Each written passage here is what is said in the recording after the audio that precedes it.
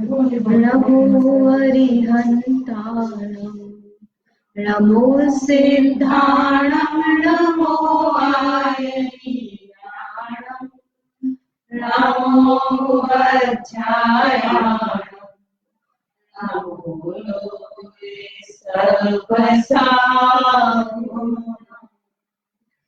मोक्षमार्गस्य नेतारं नेतारं कर्मभूततां ज्ञातारं विश्वतत्त्वानां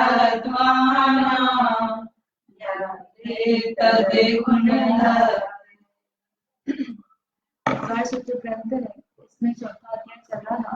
चौथे अध्याय में क्या बताया, कुछ याद है? चौथे अध्याय में ऊर्ध्वलोक का वर्णन है। तीसरा चौथा अध्याय जो है उसमें जैन भूगोल का वर्णन किया है। तीसरे अध्याय में अधोलोक और मध्यलोक के बारे में बताया। लोक कितना बड़ा है तो 14 राजू ऊंचा, 7 राजू आगे से पीछे और नीचे 7, बीच में फिर 5 और फिर 1 राजू, ऐसे करके पूरा लोक है। तो इसमें जो अधोलोक है उसमें नारकी रहते हैं, एकेंद्रीय रहते हैं और कौन रहते हैं? देव रहते हैं। ऐसे 3 गति के जीव रहते हैं। मध्यलोक में कौन कौन रहता है तो मध्यलोक में मनुष्य, तिर्यंच और देव, ऐसे 3 गति के रहते हैं। और ऊर्ध्वलोक में कौन रहता है तो ऊर्ध्वलोक में देव और तिर्यंच, बस ये 2 गति के जीव रहते हैं। इसके अलावा सिद्ध जीव भी रहते हैं। तो ये जो ऊर्ध्वलोक है कैसा, कितना बड़ा है कि 7 राजू लंबा है ना, यहाँ ऊपर से नीचे कितना है 7 राजू, उसमें थोड़ा सा कम करेंगे। कितना कम करेंगे? जितना सुमेरु पर्वत है उतना कम करेंगे। जैसे 14 राजू था ना, तो आधा आधा किया तो नीचे अधोलोक पूरा 7 राजू हो जाता है, और ऊपर का जो 7 राजू होता है उसमें मध्यलोक और ऊर्ध्वलोक दोनों आते हैं। तो वो जो हम 7 राजू है उसमें क्या किया हमने, 1,40,000 योजन कम किया। किसका कम किया? सुमेरु पर्वत का कम। राजू मतलब कि लंबाई है नापने की, जैसे मीटर बोलते हैं अपन। 1 मीटर जो होता है उसमें कितने सेंटीमीटर होते हैं? 39, है ना। 1 किलोमीटर में कितने मीटर होते हैं? 100 मीटर होते हैं। तो ऐसे 1 किलोमीटर में 1000 होता है। तो ऐसे कितने राजू का में क्या होता है तो असंख्यात योजन का मिलकर के 1 राजू होता है। असंख्यात योजन कौन सा वाला लेना? प्रमाण योजन लेना। जो बड़ा वाला योजन होता है ना वो वाला लेंगे। 2 प्रकार के योजन समझाए थे, एक सामान्य योजन और एक बड़ा योजन। सामान्य योजन से अपने लौकिक चीजें जो अपन नापते हैं, योजन यानी 12 किलोमीटर सामान्य से, और उसमें 500 का गुणा करते हैं तो प्रमाण योजन हो जाता है 6000 किलोमीटर। 6000 किलोमीटर एक अपन अपने अनुमान से बताते हैं, वो उससे बड़ा भी हो सकता है प्रमाण योजन जो है। तो इस तरह से असंख्यात योजनों का मिलकर के क्या बनता है? 1 राजू बनता है। तो ऐसे 7 राजू जो है उसमें आगे से पीछे, यहाँ से देख रहे हैं ना, यहाँ से आगे से पीछे जो है ना उसमें कितना आता है? 7 राजू। असंख्यात का प्रमाण है, लेकिन यहाँ पर दिया हुआ नहीं है कि वो असंख्यात कितना बड़ा है।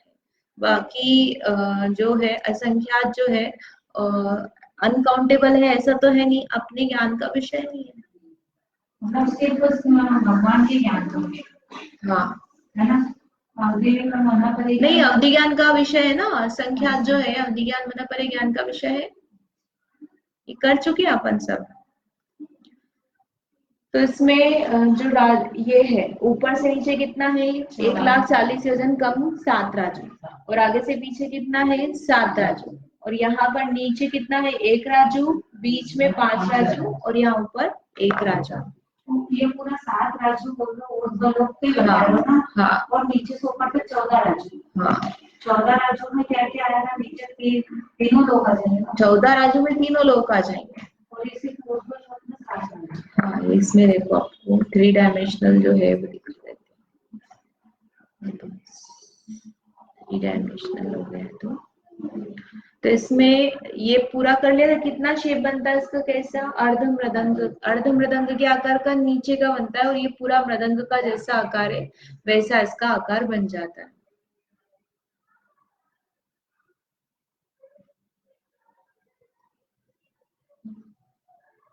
ये खुलता है तब तक अपन आगे का देख लेते हैं। तो इसमें जो देव है, देवों के 4 भेद बताए थे। कौन कौन से? भवनवासी, व्यंतर, ज्योतिषी और वैमानिक। तो भवनवासी व्यंतर देव जो रहते हैं वो अधोलोक में रहते हैं और मध्यलोक में भी रहते हैं।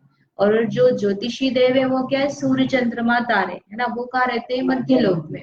और वैमानिक देव जो है वो कहाँ रहते हैं, ऊर्ध्वलोक में। ठीक है, ऊपर सिर्फ एक तरह की देव है, ऊपर एक तरह की देव है। अब ये जैसे लोक है तो इसमें अपन यहाँ से देख लेते हैं पहले।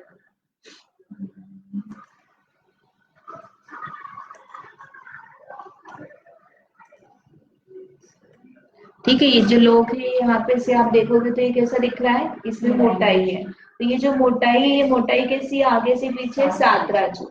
और कैसा है ये, ये पूरा जो अपन देखेंगे ना इसमें आपको दिखेगा। ठीक है, ये आगे से पीछे दिख रहा है इसमें, ये लोक में इधर पीछे तक का नहीं है इसमें, लेकिन ऐसा इसी प्रकार से ये पूरी जो है ये त्रस नाड़ी है बीच में, एक खोखली जो है पीछे वाला, ये वाला, इसमें आपको दिख जाएंगे। ये लोक में यहाँ पे बीच में होती है त्रस नाड़ी, ये व्हाइट कलर का जो बॉक्स दिख रहा है ना, यहाँ पर त्रस नाड़ी होती, आगे 3 राजू, पीछे 3 राजू और ये बीच में 1 राजू का। तो यहाँ पर जो रहेंगे वो देव जो है वो यहाँ रहेंगे। कितने पोर्शन में, तो ये जो ऊपर का पोर्शन है इतने में ही देव है ना। नीचे वाला जो पोर्शन है उसमें कौन है, नीचे वाले में नारकी है, ये जो इतना पोर्शन है इसमें। ठीक है, त्रस नाड़ी में ही रहेंगे जो भी जीव है। चारों गति में से तिर्यंच एक इंद्रिय को छोड़ दो, 2 3 4 5 इंद्रिय, तो वो सब कहाँ पाए जाएंगे, त्रस नाड़ी। ये पूरा 14 राजू का बताया, ऊपर से नीचे 14 राजू। त्रस नाड़ी 14 राजू की नहीं है, वो कम होती है, वो कम है। हाँ, ये पहले अपन ने कर लिया तीसरे अध्याय में, तो आप उसका पुराना देख लेना।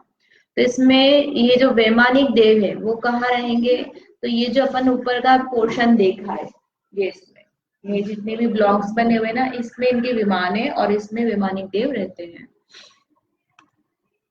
अब वैमानिक देव में जो है 2 प्रकार के भेद किए, कल्पोपन्न और कल्पार्थ। कल्पोपन्न का मतलब क्या है, जो कल्प में उत्पन्न होते हैं। कल्प का मतलब भेद, भेद यानी कैसा, जैसे घर में अपने हायरार्की होती है, कैसी होती है कि मम्मी पापा है, फिर बच्चे हैं, और उसके बाद में उन बच्चों के बच्चे भी है ना, जो अपने ग्रैंडसन्स वगैरह है वो है। तो उसमें क्या हुआ, सबसे बड़े कौन हो गए, मम्मी पापा, फिर उनके बच्चे उनसे कम पोस्ट के, और जो बच्चे वो कम पोस्ट के। ऐसे ऑफिस है, ऑफिस में सीईओ होता है, डायरेक्टर होता है, मैनेजर होता है, प्यून भी होता है, क्लर्क भी होते हैं। तो उसमें क्या होता है कि सबकी पोस्ट अलग अलग है और सबका जो काम है, उनकी जो आज्ञा चलेगी वो अलग अलग है। तो वैसे ही कल्पोपन्न में क्या बताया है कि इनकी आज्ञा चलेगी, किसकी आज्ञा चलेगी, कौन बड़ा है कौन छोटा है, किसके अधीन में है, तो ये सब जो है वो किस में आ जाएगा, कल्पोपन्न में।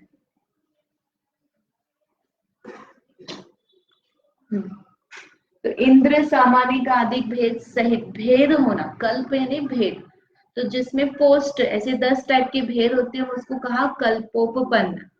जैसे इंद्र की आज्ञा चलती है और प्रतींद्र की आज्ञा नहीं चलती है।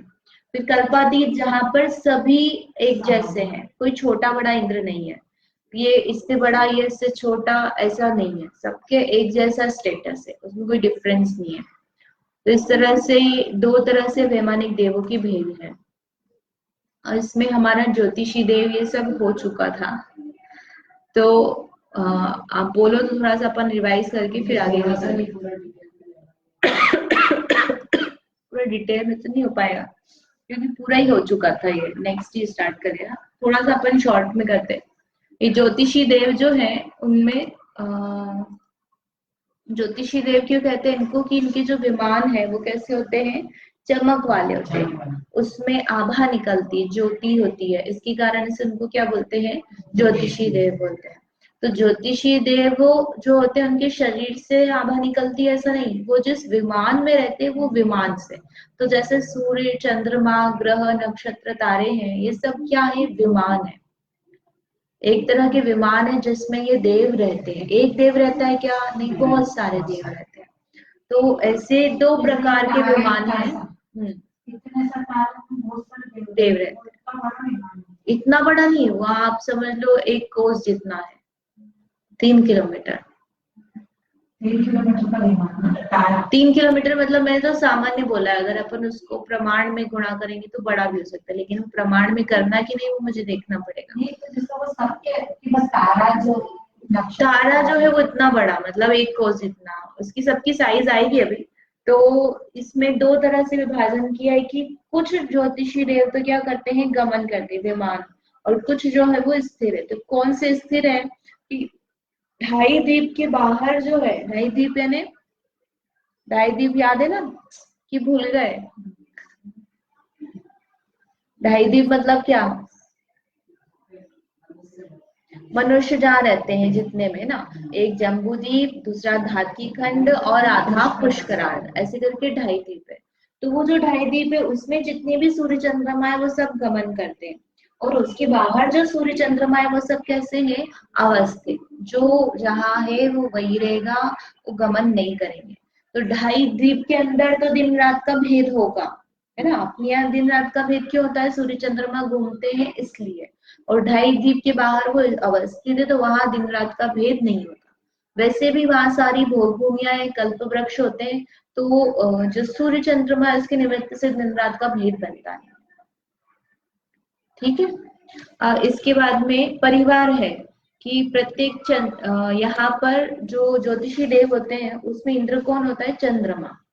इंद्र कौन होता है, चंद्रमा मेन होता है ना, उसकी आज्ञा चलती है। और सूर्य क्या होता है, वो प्रतिइंद्र होता है। तो एक सूर्य होगा, एक चंद्रमा के परिवार में एक सूर्य ही, एक ही सूर्य होगा, मतलब एक चंद्रमा और एक सूर्य। और ये दोनों कैसे है, सामान्य, मतलब जितनी आयु आप इंद्र की, चंद्रमा की समझोगे उतनी ही जो पोजीशन ये सब है वो किसकी है, सूर्य की भी है, लेकिन आज्ञा किसकी चलेगी, चंद्रमा की चलेगी। फिर कितने ग्रह होते हैं, तो 88 ग्रह, 28 नक्षत्र, और तारे कितने होते हैं, तो 66,975 कोड़ा कोड़ी तारे। अब हम बोलते हैं कि असंख्यात होते हैं, हम काउंट नहीं कर सकते, तो ये क्या है, असंख्यात नहीं है, मतलब इतने तारे हैं अभी आसमान में, इससे ज्यादा भी हो सकते हैं। इससे ज्यादा कैसे होंगे कि जम्बूद्वीप में 2 सूर्य 2 चंद्रमा है, तो एक चंद्रमा के परिवार में इतने हैं, तो 2 चंद्रमा के परिवार में कितने हो जाएंगे, इससे डबल कर लो, तो इतने जम्बूद्वीप में पाए जाएंगे तारे। ठीक है, अब इतने ऑब्वियसली ये कितने हैं, कोड़ा कोड़ी, कोड़ा कोड़ी यानी 14 शून्य वाले हैं, तो इतने इसके आगे मतलब इतनी ज्यादा तारे हैं, तो आप कैसे काउंट करोगे ना, समझे, इतनी एक्यूरेसी है ना, इतना एक का परिवार में इतने ही पाए जाएंगे, इससे ज्यादा भी नहीं और इससे कम भी नहीं। और ऐसा क्यों है, क्योंकि ये सारा सिस्टम आगे जितने भी पूरे द्वीप समुद्र है, असंख्यात द्वीप समुद्र, उसमें जाते जाएंगे, और हर एक चंद्रमा के परिवार में इतने ही होंगे, हाँ, ये देवों की संख्या नहीं है, ये विमानों की संख्या है। एक चंद्रमा का विमान है, उसके परिवार में एक सूर्य का विमान है ना, तो इंद्र भी एक होगा, प्रतिइंद्र भी होगा, लेकिन ग्रह, नक्षत्र, तारे कितने कितने होंगे, तो ये इतने इतने होंगे, ये विमान बता रहे हैं। और विमान में देव बहुत सारे हो सकते हैं, देवियां होंगी, उसकी मंदिर भी होगा, सब चीज होगी। तो ये कैसे रहते हैं कि एग्जैक्टली जमीन से थोड़ा ऊपर जाकर, कितना ऊपर, 790 योजन ऊपर जाकर के ये स्टार्टिंग होते हैं, एक के ऊपर एक के ऊपर एक के ऊपर एक के ऊपर एक होते हैं, और वो चक्कर लगाते हैं। तो सुमेरु पर्वत के चारों ओर चक्कर लगाते हैं, कितने किधर चक्कर लगाते हैं, तो सुमेरु पर्वत से काफी दूर होते हैं, ऑलमोस्ट जो जम्बूद्वीप की बाउंड्री होती है उसके वहां पर होते हैं, ऐसा नहीं कि एकदम पास में होते हैं सुमेरु पर्वत। कैसे होंगे? दूर। जैसे अपन ये डायग्राम बनाए तो ये हमने जम्बूद्वीप बनाया और ये सुमेरु पर्वत बनाया, तो ये जो होंगे सूर्य चंद्रमा ही किधर चक्कर लगाएंगे? इधर। ऐसा नहीं कि बस यही चक्कर लगाने एकदम पास, फिर दूर रहेंगे। लवण समुद्र के पहले, लवण समुद्र के पहले यहाँ से चक्कर लगाएंगे। इसमें चक्कर लगाते लगाते बाहर भी चले जाते हैं। सूर्य चंद्रमा जो होते हैं, तारे जो होते हैं उनकी वीथी तो एक जैसी है, ठीक है। तो तारे अपने इधर ही लगाते हैं, हाँ, एक ही सर्कल होता है, एक ही सर्कल। इसमें जैसे ये सबसे नीचे जो है, इसको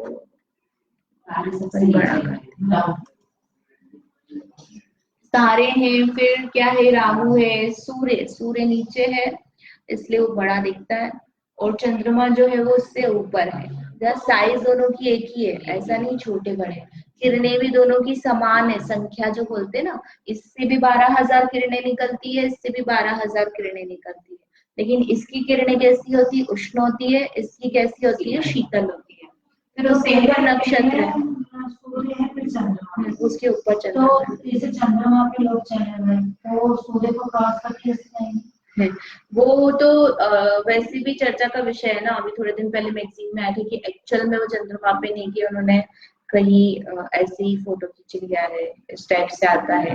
तो और वो चंद्रमा पे ही गए हैं, ये भी कौन सी शोध?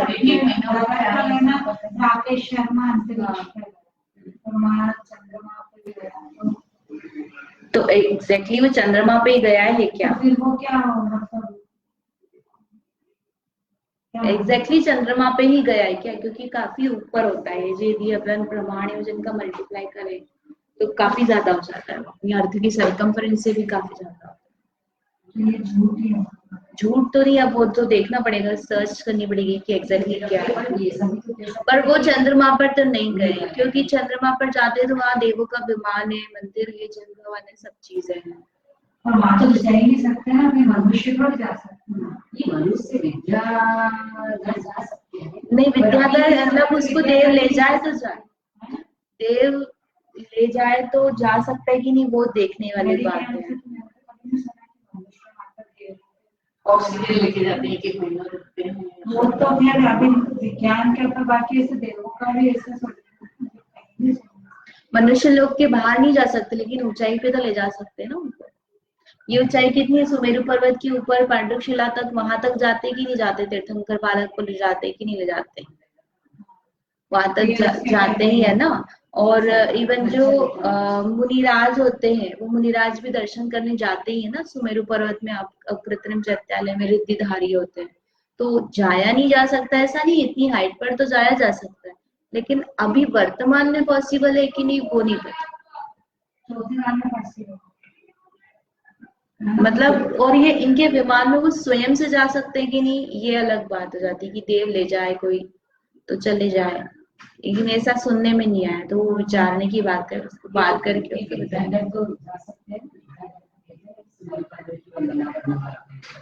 विद्याधर चले जाए। सुमेरु पर्वत की नहीं बात कर रहे अपन, तो आप भी चंद्रमा की बात कर रहे हो ना, चंद्रमा तो देव का विमान हो गया। नहीं, उसमें विद्याधर कैसे चले जाए?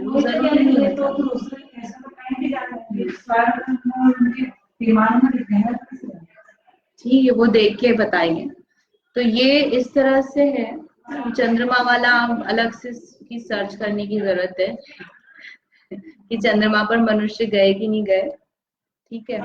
और इसके बाद में इनका आकार कैसा होता है, तो आधे जो नींबू है या आधा बॉल है उसको कट कर दो, और गोल होता है, ठोस होता है, और उसके ऊपर क्या होते हैं, जिन मंदिर होते हैं, उनके भवन होते हैं, ऐसी पूरी नगरी बसी होती है। तो इस तरह से नीचे से जो गोल पोर्शन होता है, वहां से किरणें निकलती है।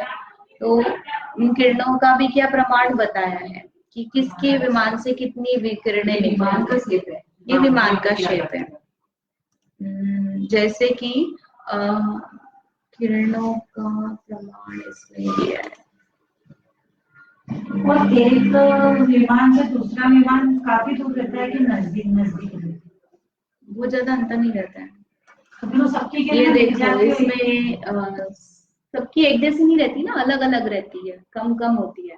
ऐसे चंद्रमा है 880 योजन पे है ना, सबसे नीचे तारे हैं 790, फिर 790 के बाद में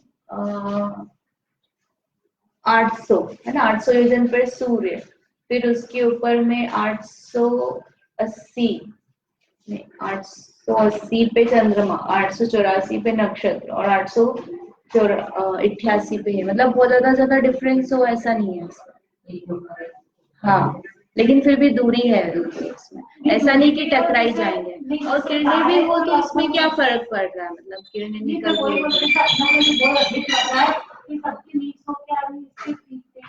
क्या चीज हीट, नहीं ये तो सूर्य की किरणें है ही इस प्रकार की ना, नीचे की ओर है ना, ऊपर की ओर तो वैसे भी नहीं, और सूर्य नीचे की ओर है। और ये जो जैसे तारे हैं, तो ये तारे तो ढेर हैं, मतलब सूर्य चंद्रमा का एक ही है ना, तारे तो बहुत सारे हैं, तो ये बहुत सारे सीक्वेंस में रहते होंगे ना, मतलब कुछ तारे स्थिर भी रहते हैं, देखो इसमें लिखा है एक ही पथ में गमन करते हैं, ये लिखा है ना यहाँ पे, तो हर एक तारे का अपना फिक्स रहता है, वहीं पर गोल घूमेगा वो, ऐसा हर जगह कहीं भी जा रहा हो कहीं भी, ऐसा नहीं है, उसका एक सर्कल है तो वो उसी सर्कल में घूमेगा, इधर उधर नहीं जाएगा, उससे डेविएट नहीं होगा। और ये जो ग्रह नक्षत्र कहीं घूमेंगे नहीं, सबका दिया ना, ग्रह नक्षत्र जो जहां पर है वो उसी जगह पर घूमेगा, एक ही पथ में गमन, एक ही पथ में गमन देगा। ग्रह है वो, उनकी 8 गलियां, वो अंदर से बाहर, बाहर से अंदर, ऐसे 8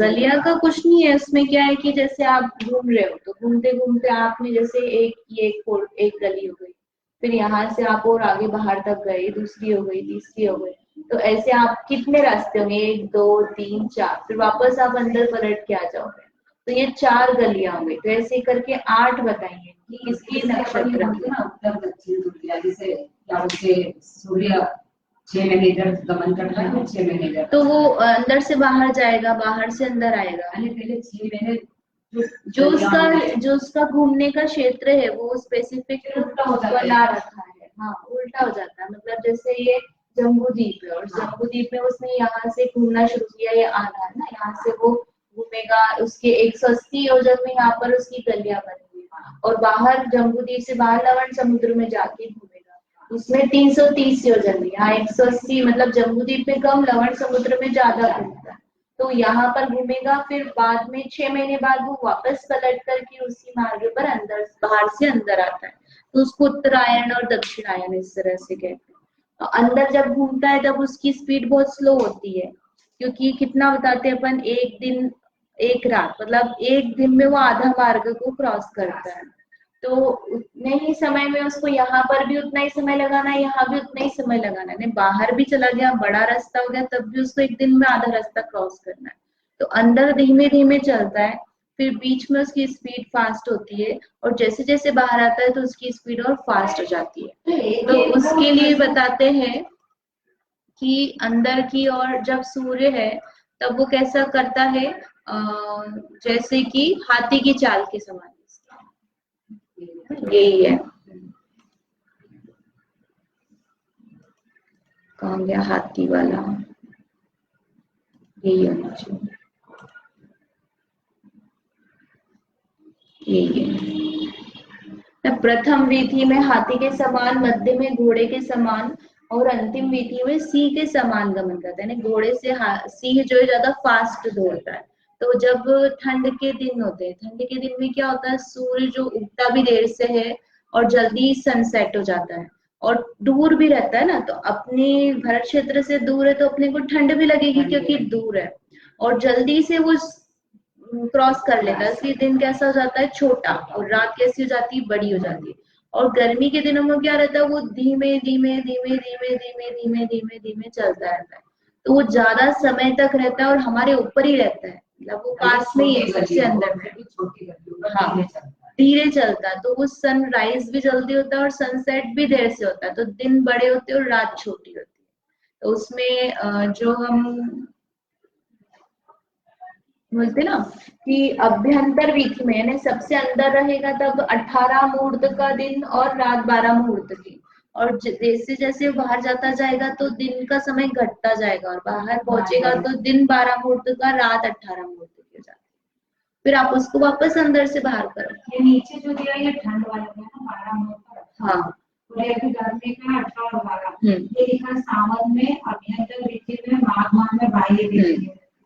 तो अभी जैसे अभ्यंतर मतलब अंदर की अंदर जो 180 बता तो आप जैसे ये 180 के बाद ये जो 340 पे पहुंचेगा हाँ तो ये सूर्य वही वाला रहेगा ना, तो फिर अपने यहाँ पे अपने आप पे वो तो दिखेगा ना, उसमें कोई बाधा थोड़ी कि नहीं दिखेगा। रात की खंड नहीं, लवण समुद्र तो कनेक्टेड ही है ना, जम्बूद्वीप के बाहर ही है ना लवण समुद्र, तो हाँ तो नहीं दिखेगा। दो सूर्य है तो एक सूर्य में परिक्रमा लगेगी, हाँ तो फिर दूसरे दिन दूसरा सूर्य उसी गली में चलेगा वो। जैसे आज अपने को जो सूर्य दिखा गली उनकी मतलब सेम ही रहती है, लेकिन एक दिन का अंतर समझ लो आप, इस तरह से रहता है। यहाँ से चालू करा, एक सूर्य अपने यहाँ से चालू हुआ वो यहाँ तक हुआ, तो ये पूरा अपना दिन चला, फिर यहाँ पे रात हो गई, फिर दूसरा सूर्य वापस चालू, हाँ हो जाएगा ना। ये वाला सूर्य तो ये करा, फिर दूसरा सूर्य यहाँ पे चालू होगा, उस चलेगा, उसके रास्ते से चलेगा वो। तो दिन दिन होगा ना, फिर रात के सूर्य दिन कैसे होगा कि वो गैप भी तो है ना दोनों के अंदर। आप देखो ना, ये यहाँ, तो जब ये यहाँ आ रहा, यहाँ आया, ठीक है, तो यहाँ पर क्या हो गई रात, क्योंकि ये सूर्य तो भी यही है, ये सूर्य यहाँ है, तब यहाँ पे दिन है, यहाँ पे दिन है ना, तो यहाँ से वो यहाँ आया, तब क्या हो गई, यहाँ रात हो गई, और ये यहाँ से आया तब भी रात है। जब ये दोहराएगा तब वापस दिन होगा। 1/4 क्रॉस करेगा ना, लेकिन आधा नहीं करेगा, नहीं, आधा तो उसको एक दिन लगेगा पूरा। तो हमारे तो 12 घंटे में वो रात हुई कि नहीं हुई, 24 घंटे का है ना।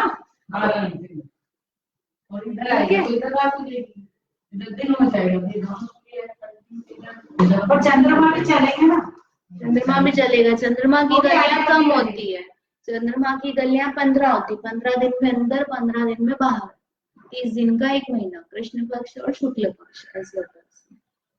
तो तिथि सब चंद्रमा से हिसाब से, तिथि सब चंद्रमा के हिसाब से चलती है। सूर्य का तो सिर्फ रात और दिन का है। हाँ, साल भर बनता ना सूर्य से, एक साल जो बन रहा है वो किससे बन रहा है, रात दिन का भेद भी उसी से हो रहा है। चंद्रमा तो क्या होता है, रात से होता है।